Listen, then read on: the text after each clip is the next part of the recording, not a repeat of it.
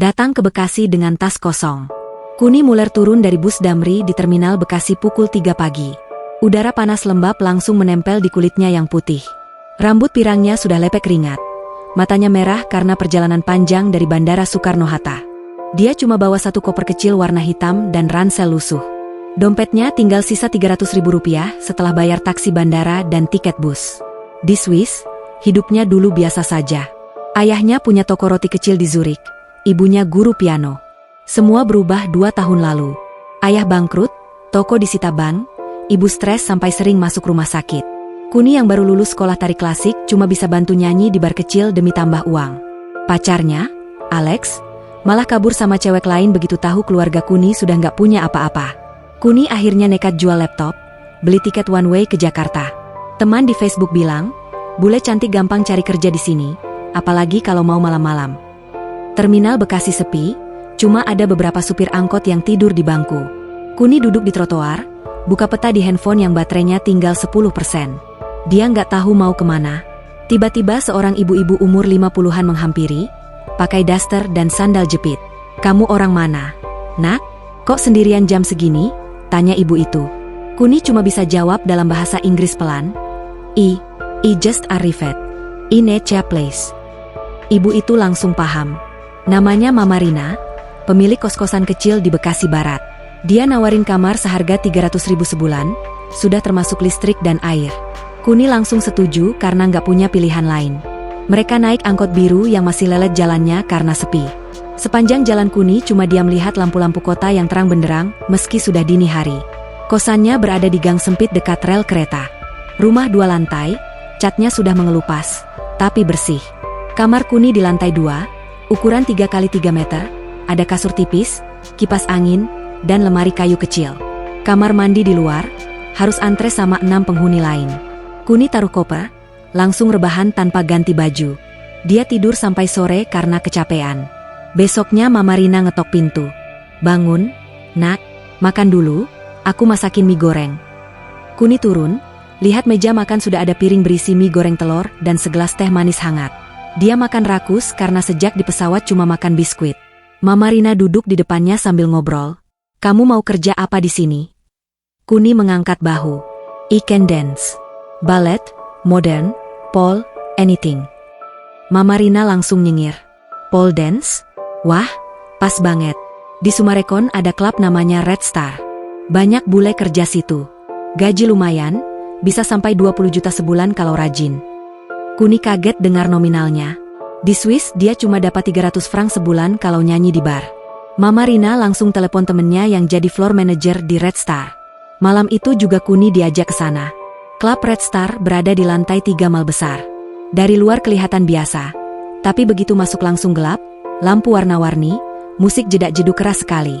Bau rokok dan parfum murahan menyatu di udara. Kuni langsung dibawa ke ruang belakang. Di sana ada 5 cewek lain lagi ganti baju. Semuanya pakai bikini dan heels setinggi 15 cm. Manajernya, seorang pria gendut bernama Pak Dedi. Dia lihat Kuni dari atas sampai bawah, terus tersenyum lebar.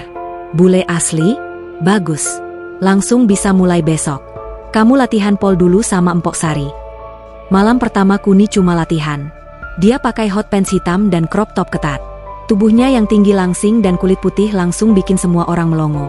Empok Sari, penari senior yang sudah 13 tahun di dunia malam, ngajarin gerakan dasar pole. Kuni cepat nangkap karena dasarnya memang penari.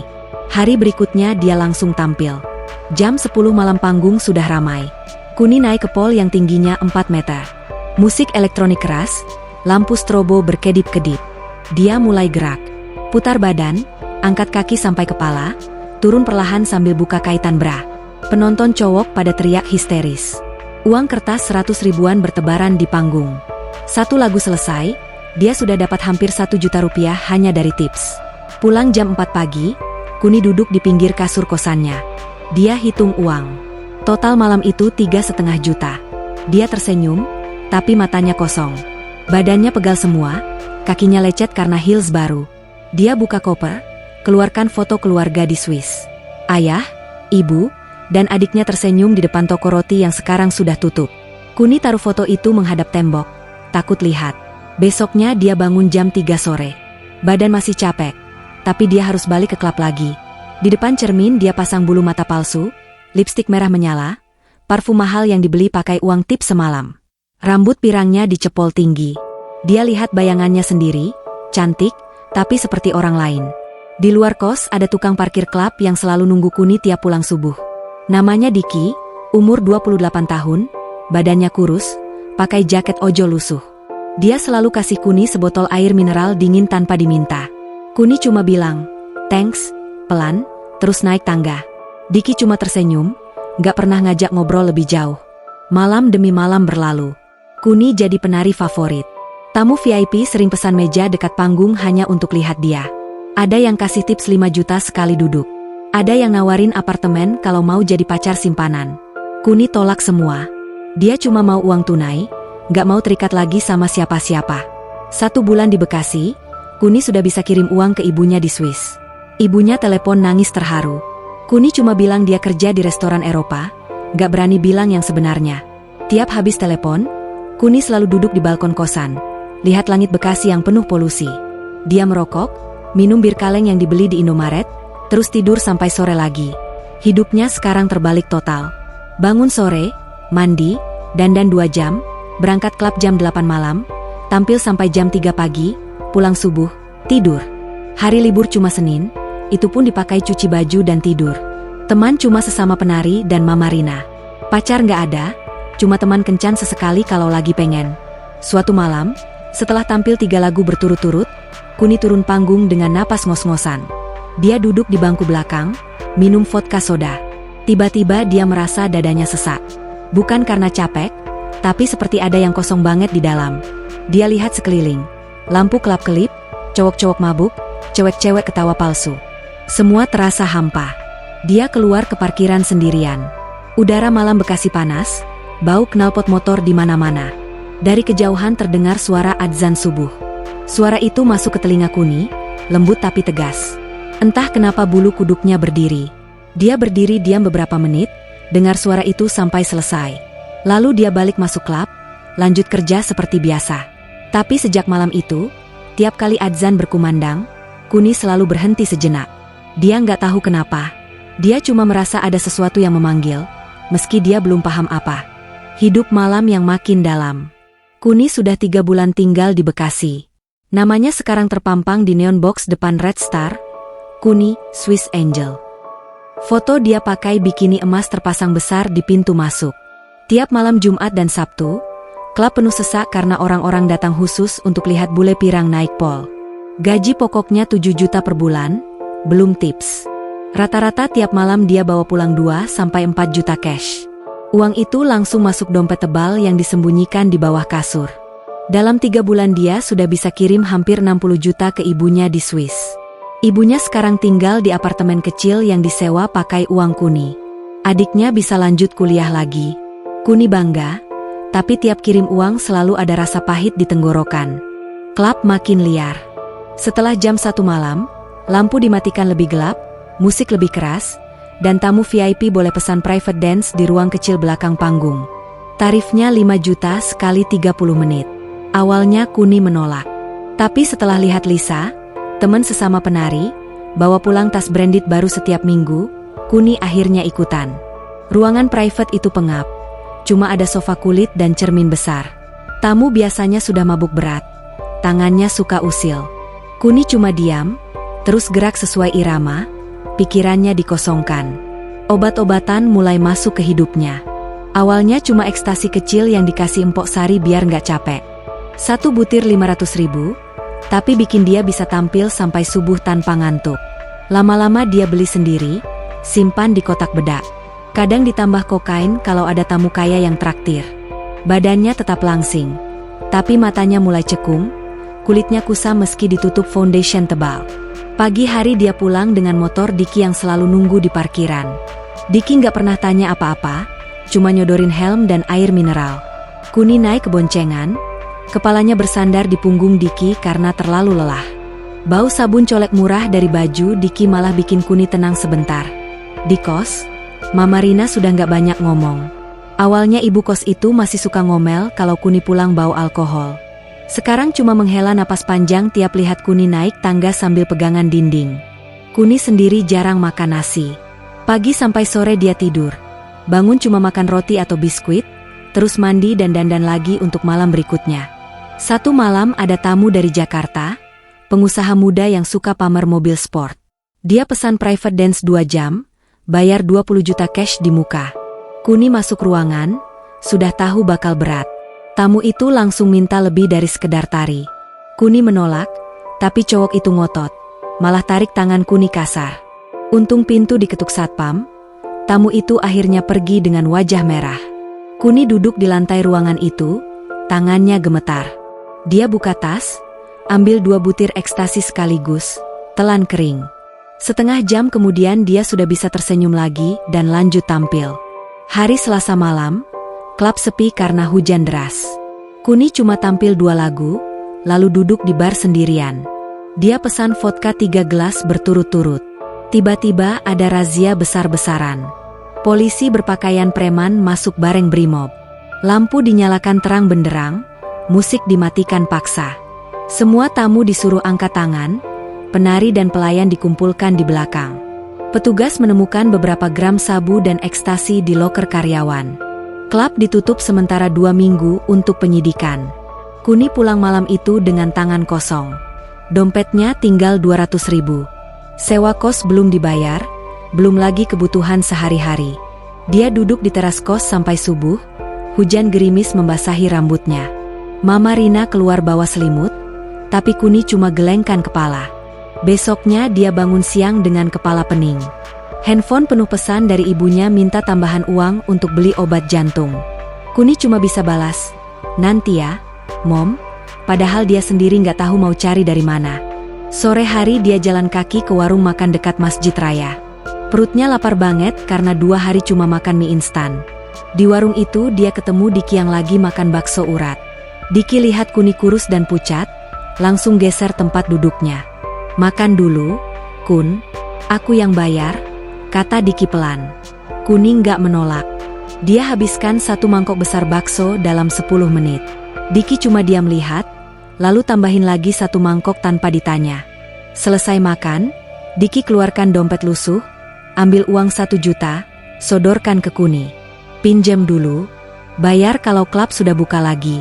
Nggak ada bunga." Kuni mau menolak, tapi tangannya malah nerima sendiri uang itu. Dia cuma bisa mengangguk kecil. Mereka keluar warung pas adzan maghrib berkumandang. Suara itu lagi-lagi masuk ke telinga Kuni. Kali ini lebih jelas karena jalanan sepi. Masjid di seberang warung terlihat ramai. Orang-orang berpakaian rapi masuk ke dalam. Kuni berdiri diam di trotoar, lihat lampu masjid yang kuning hangat. Ada rasa aneh di dadanya, campuran antara iri dan takut. Diki nggak ngomong apa-apa, cuma berdiri di sampingnya sampai adzan selesai. Lalu dia nyalakan motor, ngajak Kuni pulang. Sepanjang jalan Kuni memeluk pinggang Diki lebih erat dari biasanya. Dia nggak tahu kenapa, tapi malam itu dia nggak mau sendirian. Klub akhirnya buka lagi setelah 2 minggu. Kuni balik kerja dengan semangat karena butuh uang. Tapi sesuatu sudah berbeda. Tiap kali naik pol, dia merasa ada mata lain yang mengawasi, bukan mata tamu-tamu mesum, tapi sesuatu yang lebih besar. Tiap kali musik jedak-jeduk menggelegar, suara adzan yang pernah dia dengar seperti ikut bergema di kepalanya. Dia mulai minum lebih banyak untuk menutup rasa bersalah yang entah dari mana datangnya. Ekstasi sudah nggak cukup. Dia mulai coba ganja yang ditawarin temen DJ. Badannya semakin kurus, tulang pipinya menonjol, tapi dia tetap cantik di atas panggung. Tamu malah semakin gila karena Kuni kelihatan lebih rapuh dan mahal. Satu malam, setelah tampil 5 lagu nonstop, Kuni turun panggung dan langsung muntah di toilet belakang. Dia duduk di lantai kotor, tangannya gemetar hebat. Di cermin toilet dia lihat wajahnya sendiri. Mata cekung, bibir pucat meski pakai lipstik tebal. Dia tiba-tiba nangis. Bukan nangis biasa, tapi sesenggukan seperti anak kecil yang tersesat. Dia keluar dari toilet, gak peduli riasannya luntur. Di parkiran Diki sudah nunggu seperti biasa. Kali ini Kuni gak langsung naik motor. Dia berdiri di depan Diki, air matanya masih jatuh. "Aku capek, Dik," katanya lirih, suaranya pecah. Diki cuma mengangguk, buka jok motor, ambil jaket cadangannya, lalu selimutkan ke pundak Kuni yang dingin keringat.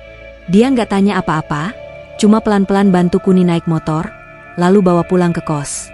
Malam itu Kuni tidur tanpa ganti baju. Dia meringkuk di kasur tipisnya, peluk bantal, dan nangis sampai tertidur. Di mimpinya, dia berdiri sendirian di tengah klub yang gelap. Tapi dari kejauhan terdengar suara adzan yang sama, semakin lama semakin dekat, sampai akhirnya membungkus seluruh tubuhnya seperti selimut hangat. Retak di dalam dada. Kuni mulai sering sakit. Maagnya kumat hampir tiap hari. Perutnya mulas terus. Kadang sampai muntah asam lambung di kamar mandi kos. Dia tetap pakai obat mak dari apotek, tapi nggak banyak membantu. Badannya kurus sekali, tulang selangkanya menonjol, pinggangnya tinggal 56 cm. Kalau pakai bikini di klub, tamu malah tambah gila karena kelihatan lebih seksi sakit-sakitan. Dia masih kerja, tapi sudah tidak sekuat dulu. 2 lagu saja sudah ngos-ngosan, keringat dingin mengucur. Empok Sari kasih pil penambah stamina yang katanya dari Thailand, tapi setelah makan malah jantungan dan tangan gemetar. Kuni akhirnya berhenti makan pil itu, cuma minum alkohol lebih banyak untuk menggantikan efeknya. Satu malam ada tamu penting, pengusaha tambang dari Kalimantan. Dia pesan private dance 3 jam, bayar 35 juta di depan. Ruangan VIP lantai 2, sofa kulit hitam, pintunya dikunci dari dalam. Kuni masuk dengan senyum profesional, tapi baru 5 menit cowok itu sudah bertindak kasar. Dia tarik rambut Kuni, coba buka paksa bajunya. Kuni berusaha melawan, tapi tenaganya habis. Dia teriak minta tolong, tapi musik di luar terlalu keras. Untungnya Diki yang malam itu lagi jaga parkir mendengar suara gaduh dari ventilasi. Dia langsung lari ke lantai 2 bareng 2 satpam. Pintu didobrak, tamu itu ditarik keluar dengan wajah bengis. Kuni duduk di sudut sofa, bajunya robek, lututnya lecet. Dia nggak nangis, cuma diam dengan tatapan kosong. Pak Dedi, manajer klub, cuma bilang maaf sambil kasih bonus 5 juta supaya Kuni nggak lapor polisi. Kuni ambil uangnya, langsung pulang tanpa pamit. Seminggu dia nggak masuk kerja. Handphone dimatikan, pintu kamar dikunci dari dalam. Mama Rina cuma bisa taruh makanan di depan pintu, kadang mie goreng, kadang nasi uduk. Kuni makan sedikit, sisanya dibuang ke tempat sampah. Dia cuma tidur, bangun, merokok di balkon, lalu tidur lagi. Rambut pirangnya kusut, mukanya pucat tanpa bedak. Hari ke-10 dia akhirnya keluar kamar karena perutnya keroncongan. Jam 3 sore, panas terik. Dia pakai kaos kebesaran dan celana pendek, jalan kaki ke Bekasi Junction sendirian. Di dalam mall dingin sekali, dia langsung merinding. Dia beli es teh manis besar, lalu duduk di food court yang sepi. Tanpa sadar dia jalan ke arah musala mall di lantai 3. Di depan pintu musala dia berhenti. Di dalam ada beberapa orang lagi salat asyar. Kuni berdiri di luar, lihat karpet hijau dan orang-orang sujud rapi. Tiba-tiba kepalanya pusing, pandangannya gelap. Dia ambruk di depan pintu musala. Seorang cewek berhijab coklat muda langsung lari menghampiri. Namanya Aisyah, 23 tahun, mahasiswi UI yang lagi magang di salah satu kantor di Bekasi.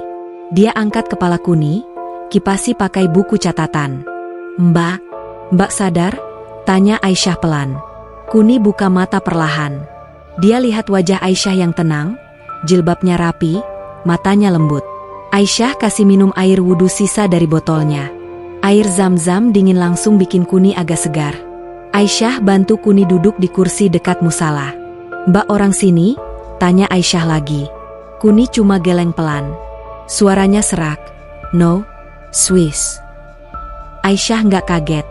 Dia malah tersenyum kecil. Mau ke rumah aku dulu? Dekat kok, cuma 5 menit naik angkot. Mbak kelihatan capek banget. Kuni nggak tahu kenapa, tapi dia mengangguk. Mungkin karena sudah terlalu lelah menolak kebaikan orang. Mereka naik angkot hijau ke arah Pondok Gede. Rumah Aisyah kecil, kontrakan 2 petak, tapi bersih dan terang. Ada ibunya yang dipanggil Umi, umur 50 tahunan, pakai mukena setiap habis salat. Umi langsung peluk Kuni begitu masuk pintu, seolah sudah kenal lama. Umi masak nasi goreng kampung sama telur ceplok. Kuni makan 2 piring tanpa sadar. Habis makan Aisyah kasih Kuni handuk bersih dan sarung. Mandi dulu, Mbak. Air panas ada. Kuni mandi hampir setengah jam. Air hangat mengalir di tubuhnya yang penuh bekas memar kecil. Dia lihat di cermin kamar mandi. Badannya kurus kering, ada bekas gigitan di leher, matanya kosong. Dia nangis di bawah shower, air mata bercampur air keran. Malam itu Kuni tidur di kamar Aisyah. Kasurnya empuk, bantalnya wangi sabun colek. Dia tidur nyenyak untuk pertama kalinya dalam beberapa bulan terakhir. Besok paginya dia bangun karena bau bubur ayam. Umi sudah masak sarapan. Aisyah duduk di meja belajar, buka laptop tugas kuliah. Kuni duduk diam, makan bubur pelan-pelan. Mbak mau cerita boleh, nggak mau cerita juga nggak apa-apa, kata Aisyah sambil tetap ngetik. Kuni tiba-tiba bicara. Dia cerita semuanya. Dari Zurich yang dingin, keluarga bangkrut, pacar selingkuh, sampai jadi penari malam di Bekasi, narkoba, tamu mesum, razia, sampai kejadian perkosaan yang gagal. Dia cerita tanpa nada, seperti lagi baca daftar belanja. Tapi air matanya jatuh ke mangkok bubur. Aisyah dan Umi cuma diam mendengar. Habis Kuni selesai, Umi peluk dia lagi, kali ini lebih erat.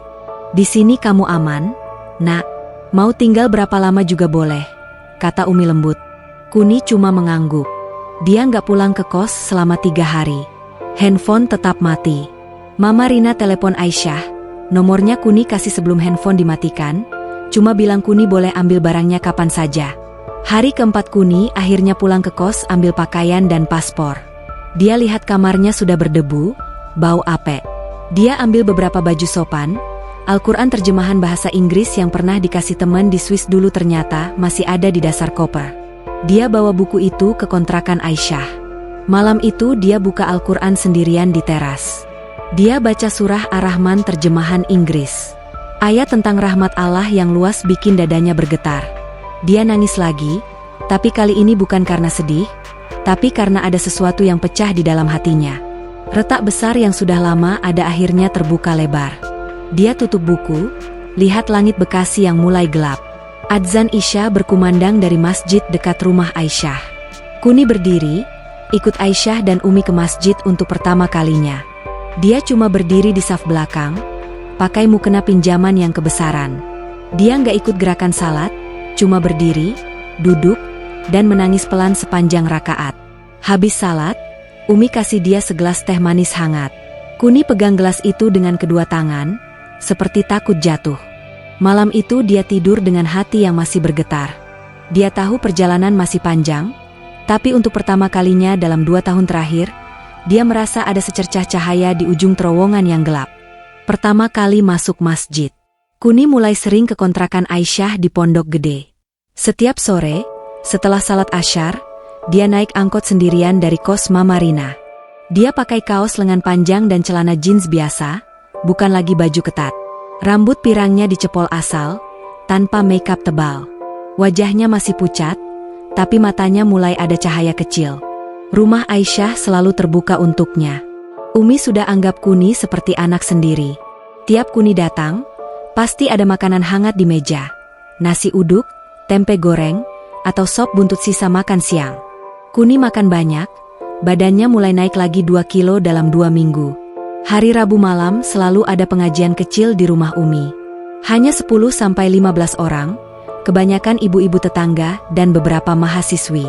Mereka duduk lesehan di ruang tamu, karpet plastik hijau, Al-Quran kecil di pangkuan masing-masing. Kuni pertama kali datang malam itu. Dia pakai rok panjang pinjaman Aisyah dan kaos longgar, tapi tetap kelihatan bule banget. Dia duduk di teras, gak berani masuk karena takut bajunya kurang sopan.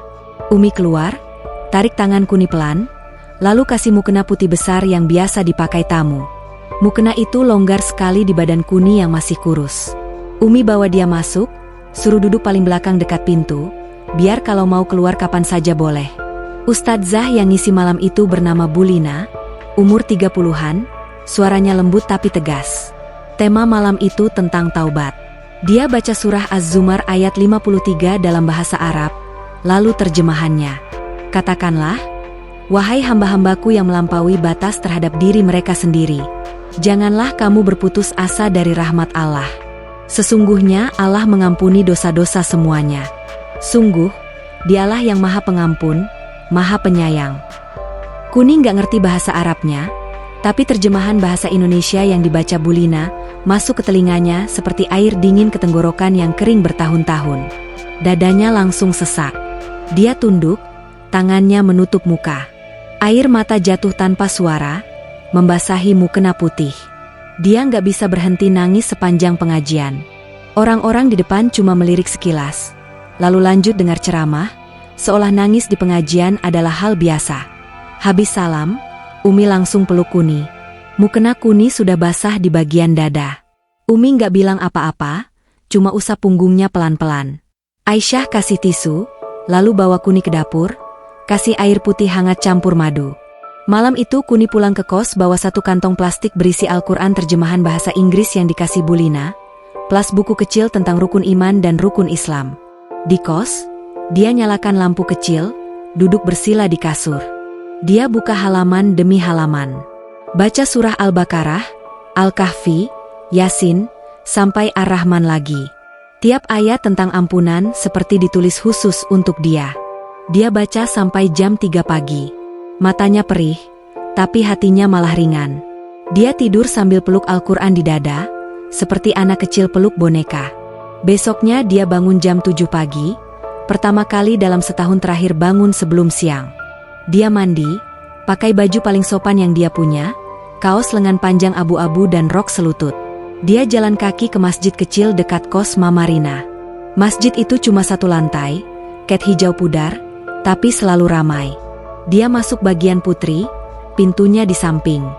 Di dalam sudah ada beberapa ibu-ibu lagi beres-beres. Kuni duduk di pojok, buka Al-Quran lagi. Dia baca pelan-pelan dalam hati. Seorang nenek tua menghampiri, kasih senyum, lalu taruh sajadah kecil di samping Kuni. Kuni cuma tersenyum balik. Gak bisa ngomong banyak karena bahasa Indonesianya masih terbata-bata. Sejak hari itu, rutinitasnya berubah. Pagi sampai sore dia di masjid atau di rumah Aisyah. Dia ikut Aisyah belajar baca Al-Quran dari nol. Huruf hijaiyah masih bingung, tapi Aisyah sabar ngajarin tiap hari. Malamnya kalau nggak ada pengajian, Kuni duduk di teras kos, buka YouTube, cari video ceramah bahasa Inggris tentang Islam. Dia langganan channel ustadz luar negeri yang bicara pelan dan jelas. Diki tetap jemput Kuni tiap malam kalau Kuni ke rumah Aisyah. Sekarang motornya nggak bau alkohol lagi. Kuni naik boncengan, tapi sudah pakai jaket panjang dan helm full face. Diki cuma tersenyum kalau Kuni bilang, ke masjid dulu ya, Dik, bentar. Dia nunggu di parkiran masjid, main handphone, sampai Kuni keluar lagi. Klub Red Star sudah buka lagi. Pak Dedi telepon berkali-kali, nawarin gaji naik jadi 15 juta pokok kalau Kuni mau balik. Kuni matikan handphone tiap ada telepon dari nomor klub. Dia tahu badannya belum kuat, tapi hatinya sudah nggak mau lagi. Satu malam Kuni mimpi aneh. Dia berdiri di tengah klub yang gelap, lampu strobo mati, musik berhenti. Semua tamu menghilang. Dia sendirian di atas pol, pakai bikini emas yang dulu. Tiba-tiba pol itu berubah jadi tiang cahaya putih terang. Cahaya itu turun membungkus tubuhnya, hangat sekali. Dia dengar suara lembut bilang, kembali. Dia terbangun dengan napas ngos-ngosan, badannya basah keringat, tapi hatinya tenang. Pagi harinya dia cerita mimpi itu ke Umi. Umi cuma tersenyum, pegang tangan Kuni. Itu panggilan, nak, Allah lagi manggil kamu pulang. Kuni nggak nangis lagi, dia cuma mengangguk pelan. Hari Minggu pagi, Aisyah ajak Kuni ke Masjid Agung Al-Barkah Bekasi. Masjid besar, kubah emas, halamannya luas. Mereka datang pas mau kuliah subuh. Kuni pakai mukena putih panjang, jilbab instan warna krem yang baru dibeli Aisyah kemarin. Dia duduk di saf paling belakang bagian putri. Ustadz yang ceramah bicara tentang hidayah. Dia bilang hidayah itu seperti air hujan, kadang turun tiba-tiba di tempat yang paling kering. Kuni dengar tiap kata seperti ditujukan langsung ke dadanya. Habis ceramah, dia ikut salat subuh berjamaah untuk pertama kalinya. Gerakannya masih kaku dan salah-salah, tapi dia ikut saja apa yang dilakukan orang di depannya. Habis salam, dia sujud lagi sendiri, lama sekali, sampai dahi dan hidungnya merah. Keluar masjid, matahari baru terbit. Langit Bekasi oranye lembut. Kuni berdiri di tangga masjid, tarik napas dalam-dalam. Bau rumput basah dan bunga Kamboja dari halaman masjid masuk ke hidungnya.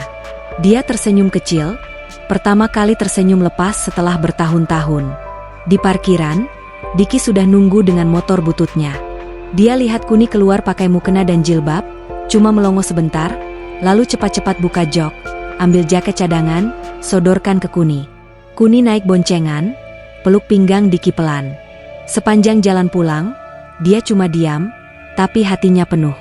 Dia tahu, langkah pertamanya sudah dimulai. Masih panjang, masih banyak salah, tapi dia sudah berani melangkah masuk rumah yang selama ini dia takut masuk.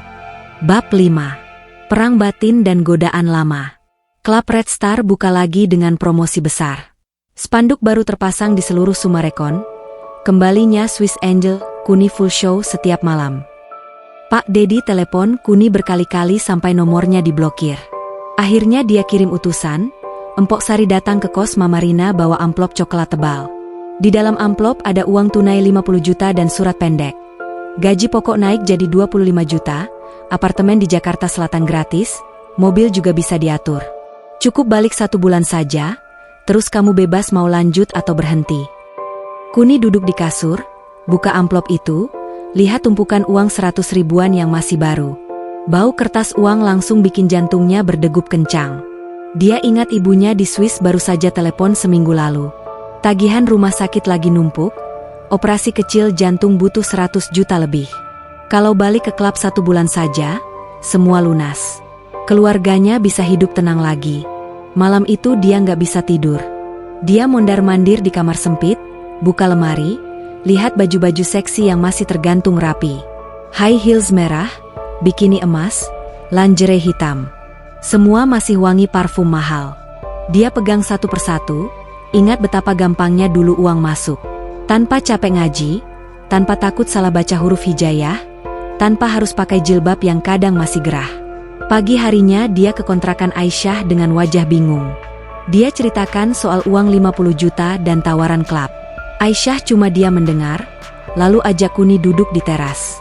Mbak sendiri yang tahu mana yang bikin hati tenang, kata Aisyah pelan. Kuni cuma mengangguk, tapi dalam hatinya perang besar. Siang itu dia jalan sendirian ke masjid dekat Al-Azhar Bekasi. Dia duduk di pojok, buka mushaf, coba baca surah Al-Isra ayat 32 tentang larangan zina. Tiap baca satu ayat, dadanya seperti ditusuk. Dia ingat ratusan malam dia jual tubuh demi uang, ingat tangan-tangan tamu yang pernah menyentuhnya, ingat bau alkohol dan keringat. Dia tutup mushaf, taruh di dada, nangis tanpa suara. Malamnya tawaran itu makin menggoda. Lisa, teman penari dulu, telepon pakai nomor baru. Bilang bos lagi cari head dancer baru karena Kuni nggak ada. Kalau Kuni balik sekarang, jabatan itu langsung jadi miliknya. Gaji pokok 30 juta, tips bisa 2 kali lipat karena banyak tamu kangen. Lisa bilang, 1 tahun aja, Kun. Terus pensiun kaya raya. Allah Maha Pengampun kok. Kuni matikan telepon, tapi kata-kata itu terus berputar di kepalanya. Dia buka dompet, tinggal 3 juta lagi. Sewa kos sudah nunggak 2 minggu, Mama Rina cuma bilang sabar karena tahu Kuni lagi susah. Dia berdiri di balkon, lihat lampu-lampu klub dari kejauhan yang masih terang meski sudah jam 11 malam. Besoknya dia benar-benar hampir menyerah. Dia mandi, pakai celana pendek dan tank top, riasan tebal seperti dulu, berdiri di depan cermin. Dia hampir keluar kamar bawa tas kecil. Tapi begitu tangannya pegang gagang pintu, kakinya lemas. Dia jatuh duduk di lantai, nangis keras sampai tersedak. Dia sadar kalau balik sekarang, mungkin dia nggak akan pernah bisa keluar lagi. Dia telepon Aisyah dengan tangan gemetar. Aisyah langsung datang bawa motor, jemput Kuni, bawa ke ustadzah muda di Masjid Al-Azhar yang bernama Ustazah Rina. Kantor kecil di lantai 2 masjid, ber-AC, bau wewangian kayu gaharu. Kuni masuk, langsung duduk di depan Ustazah Rina. Dia cerita semuanya tanpa sensor. Dari pertama kali naik pol sampai hampir perkosa, dari ekstasi sampai uang 50 juta di bawah kasur. Dia nangis, ingusan, mukanya merah. Ustazah Rina cuma diam mendengar sampai habis. Lalu pegang tangan Kuni yang dingin. Allah lebih sayang sama orang yang pernah jatuh dalam-dalam terus bangkit, daripada orang yang gak pernah salah sama sekali. Taubat itu pintunya selalu terbuka. Mbak, tinggal Mbak mau masuk atau enggak. Kata-kata itu seperti palu yang memecah tembok terakhir di hati Kuni.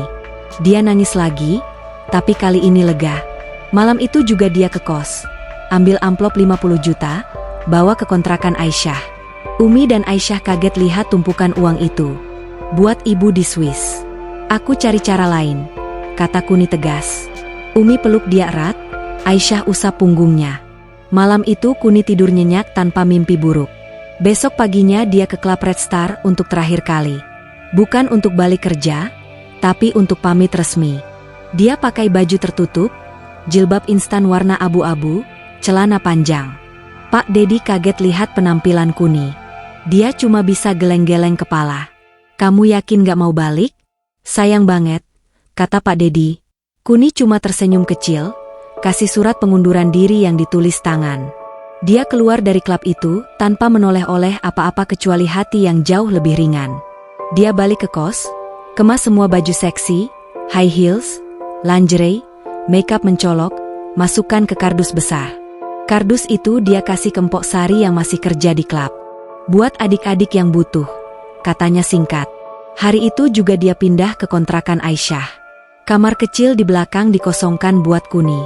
Sewanya cuma 500 ribu, sudah termasuk makan 3 kali sehari sama Umi. Kuni bayar pakai sisa tabungannya, lalu mulai cari kerja halal. Dia coba daftar jadi SPG di mall, pramuniaga di toko baju, bahkan kasir minimarket. Tapi sering ditolak. Bahasa Indonesianya kurang lancar. Mbak, atau, kami butuh yang berpengalaman. Ada juga yang terang-terangan bilang, bule kok cari kerja gini, balik klub aja sana. Kuni gak putus asa. Dia ikut Aisyah tiap hari ke masjid, belajar tahsin, hafalan surah pendek, dan tata cara salat yang benar. Salat 5 waktunya masih bolong-bolong kalau lagi capek cari kerja, tapi dia usaha bangun meski ngantuk berat. Diki tetap setia. Tiap sore dia jemput Kuni kalau hujan, antar ke masjid, atau bawa ke warung makan murah. Dia nggak pernah maksa ngomong, cuma senyum kalau Kuni cerita susahnya cari kerja. Kadang dia kasih Kuni uang bensin 100 ribu tanpa diminta. Bilang, buat jajan aja.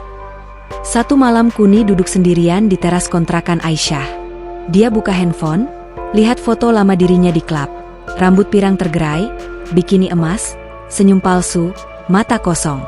Dia hapus satu persatu foto itu. Habis itu dia buka aplikasi kirim uang, transfer semua sisa tabungannya ke ibunya di Swiss, tinggal 1 juta saja buat hidup sebulan. Dia tarik napas panjang, lihat bintang-bintang kecil di langit Bekasi yang penuh polusi. Dadanya masih sesak kalau ingat masa lalu, tapi sekarang sesaknya beda. Bukan sesak takut, tapi sesak harapan. Dia tahu perang batinnya belum selesai, godaan masih akan datang lagi, tapi dia sudah punya pegangan baru yang jauh lebih kuat daripada uang, narkoba, atau lampu klub. Malam itu dia salat Isya berjamaah di masjid. Sujud syukur lama sekali. Habis salam dia angkat tangan, berdoa dalam hati pakai bahasa Inggris yang bercampur Indonesia. Ya Allah, kalau ini jalan MU, kuatkan aku. Aku nggak mau balik lagi. Angin malam Bekasi berhembus pelan, bawa bau bunga Kamboja dari halaman masjid. Kuni tersenyum kecil. Untuk pertama kalinya, dia merasa menang. Jatuh bangun menuju hidayah. Kuni sekarang tinggal tetap di kontrakan Aisyah. Kamar kecil di belakang hanya muat kasur lipat, meja kecil, dan lemari plastik 1 pintu. Tapi dia senang. Tiap pagi terbangun karena suara ayam tetangga dan adzan subuh, bukan karena musik jedak-jeduk atau telepon dari Pak Dedi. Uangnya benar-benar habis. 1 juta terakhir dipakai beli beras 5 kilo, minyak goreng, dan sabun colek untuk 1 bulan. Ibunya di Swiss sudah terima transferan terakhir, tapi masih butuh biaya rutin obat. Kuni janji dalam hati akan cari cara halal, meski belum tahu caranya. Pagi-pagi dia keluar bareng Aisyah cari kerja. Mereka naik angkot ke Bekasi Cyber Park, ke Sumarekon, ke Mega Bekasi. Kuni bawa map tipis berisi CV sederhana yang ditulis Aisyah. Lulusan sekolah tari Swiss, bisa bahasa Inggris dan Jerman, pengalaman kerja, entertainer, dia nggak berani tulis penari malam. Hasilnya sama terus, ditolak halus, atau diminta tunggu telepon yang nggak pernah datang. Sore hari dia balik ke kontrakan dengan kaki pegal dan perut kosong. Umi selalu siapin nasi hangat sama tempe orek atau telur dadar. Kuni makan lahap, terus bantu cuci piring tanpa diminta. Malamnya dia ke masjid bareng Aisyah, ikut kelas tasing gratis untuk mualaf dan mualaf, orang yang baru masuk Islam atau lagi belajar. Di kelas itu dia ketemu 3 orang mualaf lain, 1 cowok Filipina, 1 cewek Rusia, dan 1 ibu-ibu Cina. Mereka semua mulai dari nol sama seperti Kuni. Guru ngajinya sabar banget. Bu Nurul, umur 30-an, selalu bawa permen kalau ada yang salah baca. Kuni mulai bisa baca Al-Fatihah tanpa ngos-ngosan, meski masih pelan dan terbata-bata. Tapi tetap saja duit nggak ada. Minggu ketiga, listrik kontrakan mati karena tagihan nunggak 2 bulan. Umi malu minta tolong tetangga. Kuni lihat Umi gelisah, akhirnya nekat telepon Diki malam-malam. Dik, aku butuh kerja cepat. Apa aja yang halal. Besok paginya Diki datang bawa motor bututnya yang sudah dimodif joknya jadi lebih lebar. Dia kasih Kuni jaket ojol cadangan dan helm SNI Second. Malam ini ikut aku narik. Kita bagi 2 hasilnya. Nggak usah malu, ini rezeki bersih. Kuni ragu sebentar, tapi perutnya sudah keroncongan 2 hari. Malam itu juga dia mulai jadi driver ojol malam. Diki yang nyetir, Kuni duduk di boncengan belakang sambil pegang handphone cadangan untuk terima orderan. Mereka muter Bekasi Barat, Bekasi Timur, sampai Cakung. Penumpang malam rata-rata karyawan pulang lembur atau mahasiswa habis nugas. Awalnya Kuni takut. Banyak penumpang cowok yang melotot lihat bule pirang pakai jaket ojol. Ada yang iseng pegang tangan, ada yang foto diam-diam. Tapi Diki selalu cepat turun tangan, buka kaca helm, tatap tajam sampai orang itu minta maaf sendiri. Lama-lama Kuni terbiasa. Dia bahkan mulai bisa ngobrol sama penumpang pakai bahasa Indonesia campur Inggris. Hasil malam pertama, bersih 200–300 ribu. Dibagi 2, Kuni dapat 150 ribu. Lumayan buat beli beras dan bayar listrik. Dia senang sekali, meski badannya pegal semua dan bau knalpot nempel di jilbab. Siang hari dia tetap belajar salat dan ngaji. Sekarang dia pakai jilbab setiap keluar rumah. Warna-warna soft, krem, abu, baby blue. Awalnya gerah dan sering melorot, tapi sekarang sudah terbiasa.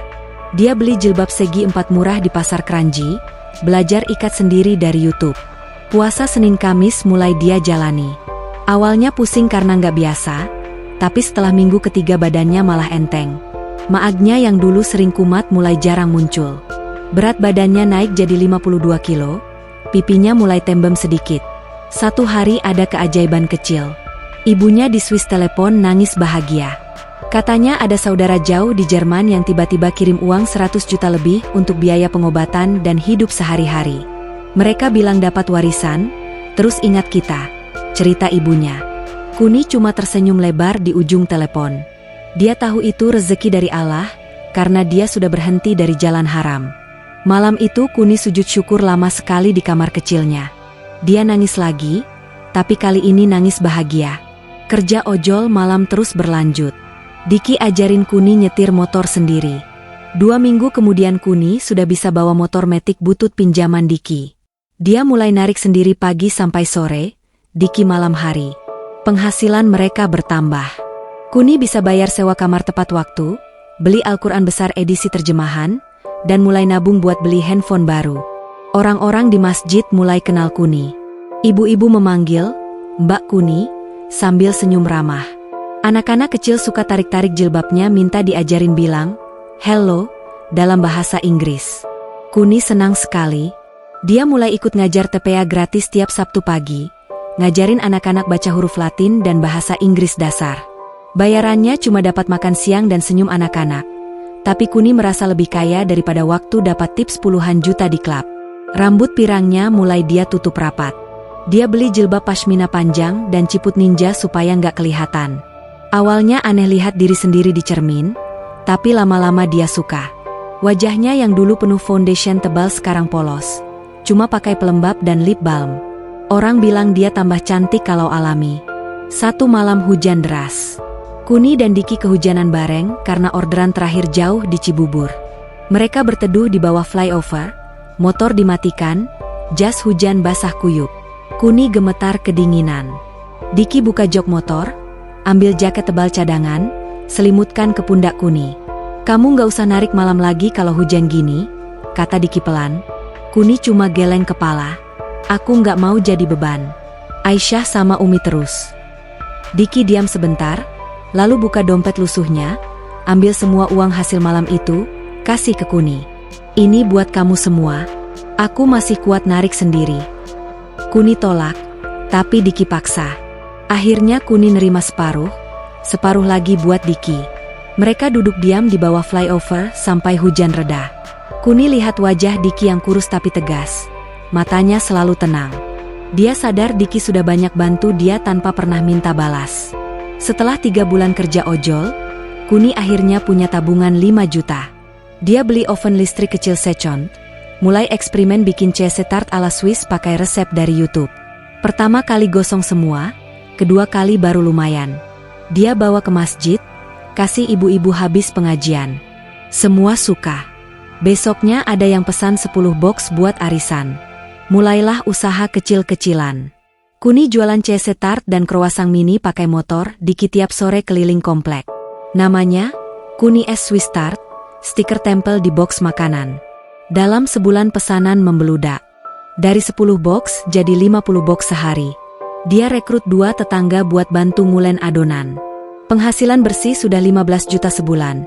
Lebih besar dari gaji klub dulu, dan jauh lebih berkah. Ibunya di Swiss sekarang bisa tinggal di rumah sendiri lagi, nggak usah kontrak. Adiknya lanjut kuliah kedokteran. Kuni kirim uang rutin tiap bulan, tapi sekarang sambil bilang jujur, "Ini dari jualan kue halal, Mom." 1 tahun setelah keluar dari klub, Kuni sudah hafal juz 30 lengkap. Salat 5 waktunya jarang bolong, puasa Senin Kamis rutin, dan mulai pakai gamis setiap hari. Orang-orang di masjid sudah gak kaget lagi lihat bule berjilbab panjang ngajar anak-anak TPA. Malam itu dia duduk di teras kontrakan Aisyah. Lihat langit Bekasi yang mulai cerah karena musim kemarau. Adzan Isya berkumandang. Kuni berdiri, ambil wudu, pakai mukena putih kesayangannya. Dia salat sendirian di kamar, habis itu sujud syukur lagi. Kun fayakun, pengakuan 2 kalimat syahadat. Hari itu jatuh pada hari Jumat pagi di akhir bulan Ramadan. Langit Bekasi cerah biru, angin sepau-sepau, bau ketupat dan opor ayam tercium dari hampir setiap rumah. Kuni bangun jam 3 subuh, mandi besar pakai sabun colek sampai badannya wangi bersih. Dia pakai gamis putih polos yang baru dijahit khusus sama penjahit langganan Umi, panjang sampai mata kaki, lengan panjang, tanpa bordir berlebihan. Jilbabnya segi 4 warna putih susu, ciput ninja hitam supaya rambut pirangnya sama sekali nggak kelihatan. Di cermin kecil kamarnya, dia lihat wajah sendiri yang sekarang beda banget. Kulitnya lebih cerah karena nggak pakai foundation tebal lagi, pipinya tembem sehat, matanya bening. Dia tersenyum kecil, lalu ambil tas kecil berisi mukena cadangan dan Al-Quran saku. Pukul 5 pagi, Aisyah dan Umi sudah siap di depan pintu. Diki datang naik motor, pakai baju koko putih baru dan sarung hitam rapi. Dia bawa helm cadangan untuk Kuni, tapi hari ini mereka naik mobil pick-up tetangga yang dipinjamkan khusus. Di jalan sudah banyak orang berjalan kaki ke Masjid Agung Al-Barkah Bekasi, suasana seperti Idul Fitri meski masih H3 Lebaran. Masjid Agung sudah penuh sesak sejak subuh. Bagian putra dan putri dipisah pembatas kain putih panjang. Kuni masuk dari pintu samping khusus tamu dan mualaf. Di dalam sudah ada 5 orang lain yang akan mengucap syahadat hari itu juga. 2 cowok bule dari Belanda, 1 cewek Korea, dan 1 ibu-ibu lokal yang lama ninggalin salat. Kuni duduk di baris paling depan bagian putri. Jantungnya berdegup kencang, tangannya dingin keringat. Aisyah duduk di sampingnya, pegang tangan Kuni pelan supaya tenang. Umi duduk di baris belakang bareng ibu-ibu pengajian, matanya berkaca-kaca dari tadi. Habis salat subuh berjamaah, imam masjid naik ke mimbar. Namanya Ustaz Hidayat, suaranya tenang dan dalam. Beliau ngasih tausiah singkat tentang hidayah dan syahadat. Kuni dengar tiap kata seperti masuk langsung ke tulang sumsum. Habis tausiah, 5 calon mualaf dipanggil naik ke depan mimbar satu persatu. Giliran Kuni yang ketiga. Dia berdiri, Jalan pelan ke depan, mukena putihnya menyapu lantai. Ratusan pasang mata memandang, tapi Kuni nggak takut lagi. Dia berdiri di samping Ustaz Hidayat, mikrofon kecil disodorkan ke depan bibirnya. Ustaz memandu pelan. Silakan ikuti saya, asyhadu an la ilaha illallah. Kuni tarik napas dalam, suaranya yang biasanya kecil sekarang terdengar jelas dan tegas. Asyhadu an la ilaha illallah. Semua jamaah ikut pelan dari tempat duduk masing-masing. Wa asyhadu anna Muhammadar Rasulullah. Wa asyhadu anna Muhammadar Rasulullah. Ulang Kuni dengan suara sedikit bergetar, tapi penuh keyakinan. Selesai kalimat kedua, masjid bergemuruh takbir. Allahu Akbar. Allahu Akbar. Allahu Akbar. Kuni nggak tahan lagi, air matanya jatuh deras, mukena bagian dada langsung basah. Ustaz Hidayat pegang pundaknya pelan, lalu peluk sebentar seperti bapak peluk anak. Kuni balik ke tempat duduknya dengan langkah goyah. Aisyah langsung peluk erat sampai mukena mereka berdua basah air mata. Setelah semua calon mualaf selesai, ada sambutan singkat dari pengurus masjid. Mereka kasih sertifikat syahadat resmi, Al-Quran besar hardcover, dan sarung atau mukena baru untuk masing-masing orang. Kuni pegang sertifikat itu dengan kedua tangan, baca namanya yang baru ditulis tangan cantik. Kunti Nur Rahmah binti Abdullah. Kunti biar tetap ada, Kuni, nya, Nur Rahmah artinya cahaya kasih sayang, dan Abdullah karena dia belum punya wali nasab muslim. Habis acara masjid, mereka pindah ke kontrakan Umi untuk walimah sederhana. Halaman kecil sudah dipasang tenda terpal biru, kursi plastik puluhan biji, meja panjang dari triplek. Menu cuma nasi kotak ayam goreng, telur balado, perkedel, sambal goreng ati, dan es teh manis.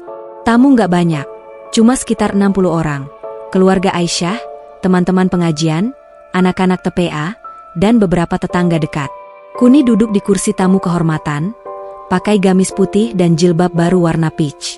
Semua orang berebut foto bareng, bule mualaf. Anak kecil minta pegang tangan, ibu-ibu minta peluk. Kuni cuma tersenyum terus. Matanya bengkak tapi bahagia. Diki duduk di pojok halaman bareng teman-teman ojolnya. Dia pakai koko putih yang sama dari pagi, cuma sarungnya sudah dilipat jadi selendang karena panas. Matanya nggak lepas dari Kuni, tapi dia nggak berani dekatin karena malu. Makan selesai, anak-anak TPA naik panggung kecil dari triplek, nyanyi kasidah dan marawis. Mereka kasih bunga kertas buatan sendiri ke Kuni, tulisannya, "Selamat jadi muslimah, Tante Kuni." Kuni nangis lagi, peluk anak-anak satu persatu. Sore hari tamu mulai pulang. Kuni bantu bersihin piring dan gelas plastik bareng Aisyah dan Umi. Habis maghrib, halaman sudah sepi. Tinggal keluarga inti dan Diki yang masih duduk di kursi paling belakang. Umi ajak semua masuk rumah. Di ruang tamu kecil, Umi sodorkan kotak kecil bludru biru ke Diki. "Diki, kamu sudah nunggu lama. Sekarang waktunya bicara dari hati." Diki membuka kotak, di dalam ada cincin perak polos ukir kaligrafi, Muhammad.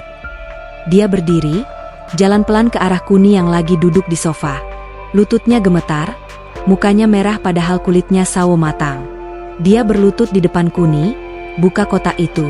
"Kak, Kunti, dari pertama aku jemput kamu pulang subuh dari klub, aku udah janji sama diri sendiri. Kalau kamu suatu hari jadi muslimah beneran, aku akan melamar. Hari ini janji itu aku tepati. Mau nggak jadi istri aku?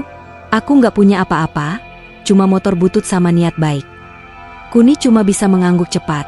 Air matanya jatuh lagi. Aisyah dan Umi langsung tepuk tangan, peluk Kuni bareng-bareng. Setahun kemudian, pernikahan digelar sederhana di masjid yang sama. Kuni pakai gaun pengantin putih polos tanpa payet, jilbab panjang satin krem, mahkota bunga melati asli. Diki pakai beskap hitam sederhana. Akad dihadiri 100 orang, walimah di halaman kontrakan Umi lagi, menu sama, nasi kotak ayam goreng. Mereka tinggal di kontrakan baru 2 petak dekat masjid, sewa 1.500.000 per bulan. Kuni tetap jualan CC Tart. Sekarang sudah punya gerai kecil di depan rumah. Nama tokonya, Nur Tart. Diki tetap narik ojol malam, tapi sekarang pakai motor baru cicilan. Penghasilan mereka cukup, bahkan bisa nabung buat umrah berdua tahun depan. Dari penari malam yang turun dari bus dengan tas kosong, sampai jadi muslimah berjilbab yang punya suami syaleh, usaha halal, dan calon anak pertama. Bekasi yang dulu dia benci karena panas, bau, dan macet, sekarang jadi rumah satu-satunya yang paling dia cintai. Dia angkat tangan pelan, berdoa dalam hati. Ya Allah, terima kasih sudah gak pernah nyerah sama hamba MU yang bandel ini. Angin subuh berhembus pelan, bawa bau bunga Kamboja dan harum kopi dari warung sebelah. Kunti masuk rumah, tarik selimut suaminya yang masih tidur pulas, lalu sujud syukur di sajadah kecil mereka. Di luar, adzan terus berkumandang, memanggil orang-orang untuk salat. Dan Kunti tahu, dia sudah sampai di rumah.